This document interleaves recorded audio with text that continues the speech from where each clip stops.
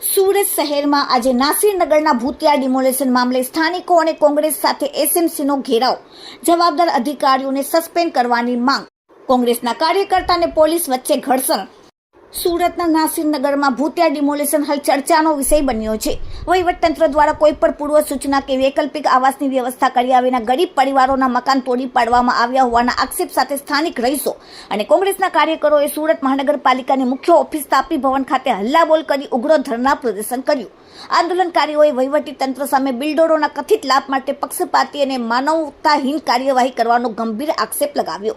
પીડિતોને તાત્કાલિક વૈકલ્પિક રહેઠાણ આપવા, નુકસાનીનું યોગ્ય વળતર ચૂકવવા અને જવાબદાર ભ્રષ્ટ અધિકારીઓ સામે કડક પગલાં લેવાની માંગ સાથે તંત્રોને રજૂઆત કરવામાં આવી છે. જ્યારે બીજી તરફ તંગદિલી તારવા માટે મનપા કચેરી પરિસરમાં ચુસ્ત પોલીસ બંદોબસ્ત ખડકી દેવામાં આવ્યો હતો. મહાનગરપાલિકાના મુખ્ય દ્વાર પર નાસિરનગરના લોકો અને કોંગ્રેસ કાર્યકરો ધરણા પર બેસતા રોડ પર ભારે ટ્રાફિક જામના દ્રશ્યો સર્જાયા.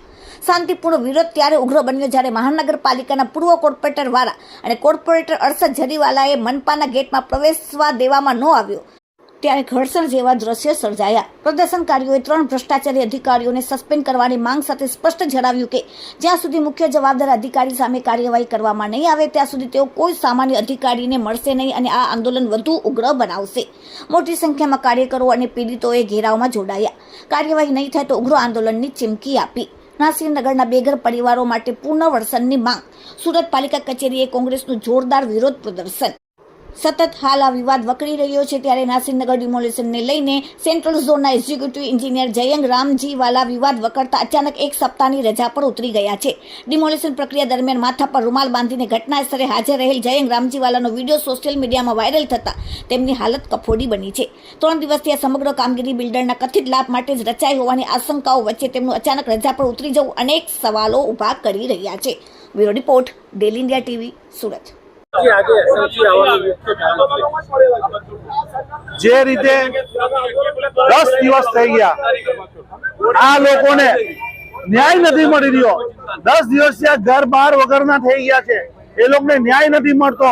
ભારતીય બંધારણ, દુનિયાના તમામ નિયમો મુજબ કોઈ પણ માણસને ઘર બહાર કરવું એ માનવતા વિરુદ્ધનું કૃત્ય છે. એના માટે કડક સજા છે.